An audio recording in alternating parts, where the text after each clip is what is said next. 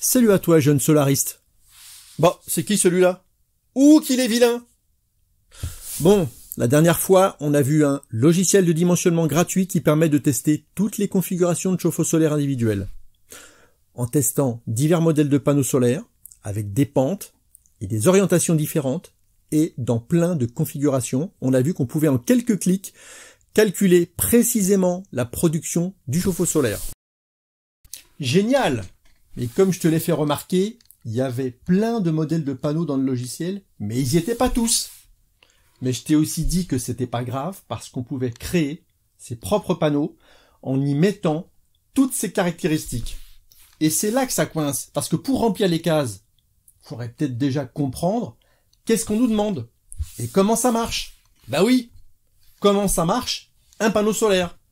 Oui, vraiment dans le détail. Alors attention, là ça va être technique.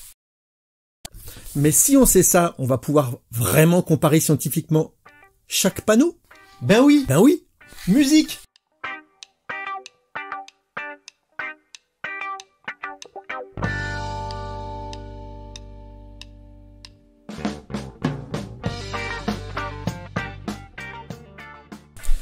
Alors c'est quoi un panneau solaire thermique et comment ça marche?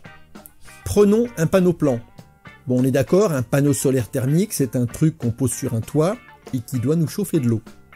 Ça doit donc capter les rayons du soleil, convertir le plus possible le rayonnement en chaleur, le garder le plus possible et le transmettre à l'eau. Il y a donc deux objectifs principaux. 1, capter le plus d'énergie possible et 2, limiter le plus possible les pertes de chaleur. Pour faire ça, tous les constructeurs sont d'accord. Il faut d'abord une caisse et une vitre. On fait rentrer le soleil dans la caisse à travers la vitre et hop, on a un effet de serre parce que même si une partie du rayonnement est réfléchie et ressort de la boîte, une partie du rayonnement est absorbée par les surfaces dans la caisse et transformée en chaleur qui reste coincée dans la boîte. Comme dans votre voiture quand il y a du soleil. À partir de là, chaque fabricant aura sa propre recette pour exploiter au mieux notre bon soleil. La performance du vitrage, de l'isolant, de l'absorbeur, les matériaux, les formes, les assemblages, tout y passe. Alors voilà un schéma de panneau en coupe. Et qu'est-ce qu'on y voit? D'abord un caisson ou un coffre, en général en aluminium, mais il peut être aussi en bois ou en plastique. Il est sur le toit et donc il doit résister aux intempéries.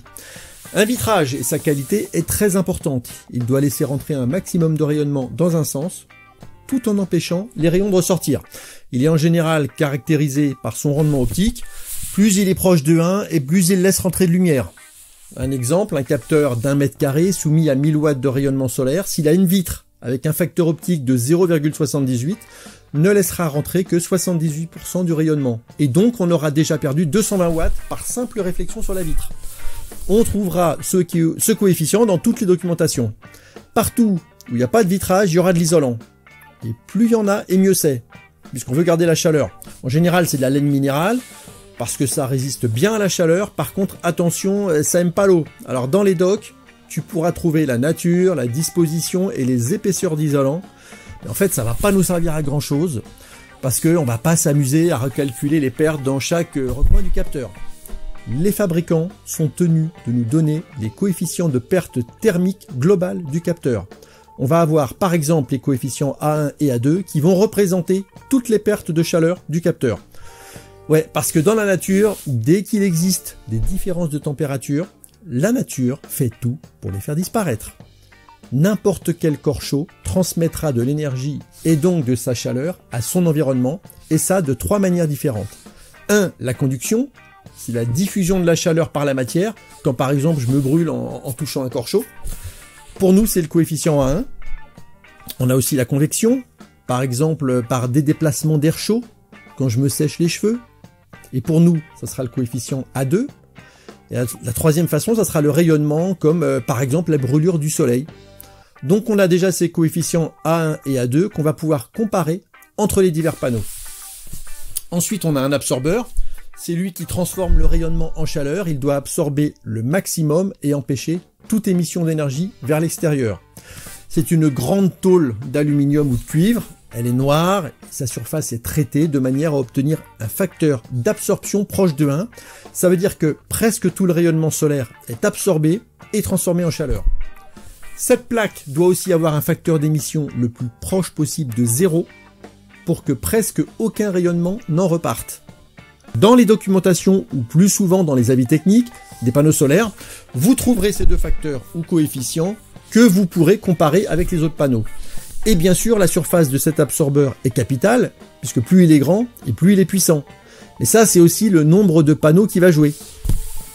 Alors, sous cet absorbeur, on a des tubes en cuivre, dans lesquels circule le fluide caloporteur, qui va réchauffer le ballon sanitaire. Ils sont soudés sous l'absorbeur, de manière à ce que la chaleur passe le mieux possible par conduction de l'absorbeur au liquide qui est dedans. Le volume de ces tubes détermine la quantité de liquide dans chaque panneau, et en gros, tout ça va déterminer la vitesse à laquelle le fluide devra circuler dans le panneau pour ramener le mieux possible la chaleur vers le ballon. Dans les documents du fabricant, on trouvera les débits à respecter pour chaque modèle de panneau. Mais on verra ça plus tard, ça me donnera aussi l'occasion de refaire une vidéo. Bon là, je crois qu'on a tout ce qu'il faut pour comparer les panneaux. Je résume avec ce schéma. En jaune, on a l'irradiance, c'est le rayonnement solaire qui parvient sur la vitre. Une partie rebondit sur la vitre, une partie rentre dans le capteur. La chaleur passe dans les tuyaux, mais une partie est perdue. C'est les pertes thermiques, et finalement, on récupère une puissance en sortie de panneau qu'on appellera la puissance utile. Avec ce schéma, on voit l'évidence. Moins on a de réflexion du vitrage, et moins on a de pertes, et plus le rendement du capteur sera bon. Exemple, si j'ai 1000 watts en entrée, que j'en perds 200 par réflexion et 300 par perte thermique, il me restera 500 watts. Donc j'en aurai perdu la moitié, donc mon rendement sera de 50%. Mais pour être un peu plus précis, on utilisera la formule suivante. Le rendement R égale R0 moins A1 fois dt sur H moins A2 fois dt au carré sur H avec R0, le facteur optique donné par les avis techniques, c'est la qualité de la vitre. H, l'irradiance solaire en watts par mètre carré, c'est la puissance du rayonnement solaire à un moment donné. A1 et A2, c'est les coefficients de déperdition du capteur, donnés par les avis techniques, on va en reparler. Delta T, c'est la température moyenne du capteur TM moins la température extérieure Txt. Tm, c'est la température moyenne du capteur, donc c'est T1 plus T2, le tout divisé par 2. T1 et T2, c'est les températures d'entrée T1 et de sortie T2 du capteur. Et TEXT, c'est la température extérieure. Et hop, tout de suite un exemple. On ne peut calculer le rendement d'un capteur qu'en faisant des suppositions. Alors supposons qu'on ait 680 watts d'ensoleillement au mètre carré, c'est-à-dire un bon soleil, mais on peut aller jusqu'à 1000 watts en France dans les meilleurs des cas. Supposons que la température moyenne du capteur soit de 40 degrés, correspondant à de l'eau qui rentre dans le capteur et donc qui revient du ballon à 35 degrés et qui ressort à 45. Supposons que la doc du panneau nous donne A1, A2 et R0 tel que sur le schéma, et qu'il fasse 13 degrés dehors, et qu'on ait un facteur optique de 0,79.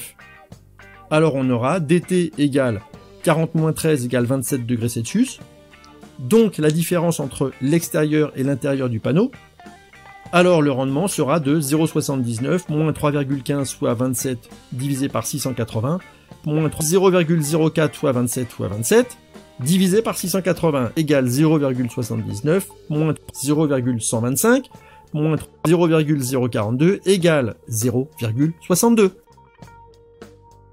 Donc à ce moment précis, on aura 62% de rendement. Bon je sais, tu vas me dire que ça te fait une belle jambe, et moi je vais te dire oui, c'est vrai. Et quand tu auras deux belles jambes, tu pourras te mettre en short, ouais.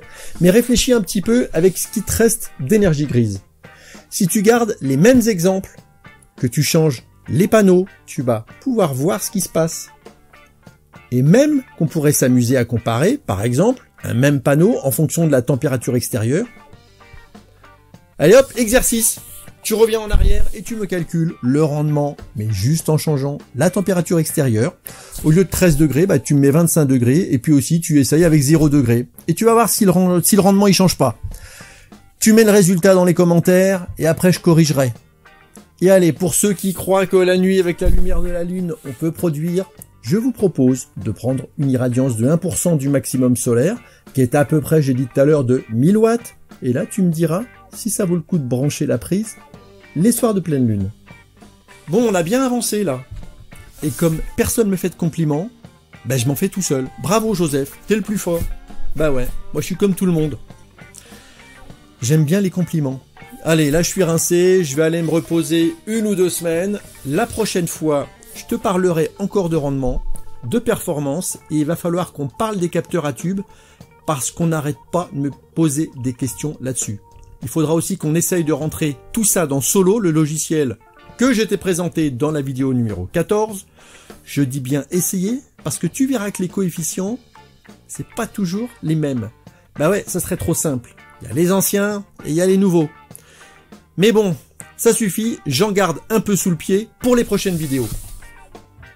Bon, maintenant tu connais le principe, que t'aies aimé ou pas, tu mets un pouce, tu partages, parce que j'ai passé des heures à faire ce tuto et je commence vraiment à en avoir marre de cette série parce qu'elle est interminable. Allez, amuse-toi bien et amis solaristes, à bientôt.